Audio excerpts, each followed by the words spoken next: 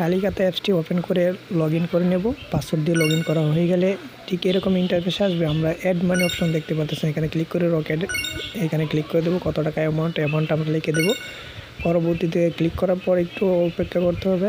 তো আমরা এখানে মোবাইল নাম্বারটি দিয়ে দেবো, যে নাম্বার রকেট অ্যাকাউন্টে আছে আমি আমার নাম্বারটি দিয়ে দিচ্ছি।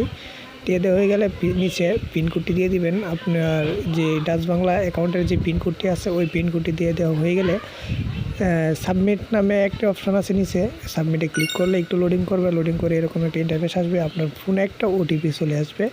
এই ওটিপিটার জন্য একটু অপেক্ষা করুন। অলরেডি আমার ফোনে ওটিপিটি চলে আসছে, আমি ওটিপিটি এখানে টাইপ করে নেব।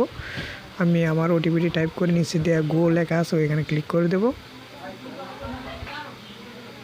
গোতে ক্লিক করে দেওয়ার পর আমি আমার এটা ট্রান্সফার হয়ে গেছে, টালি অ্যাপসে টাকাটা চলে আসছে। তো আশা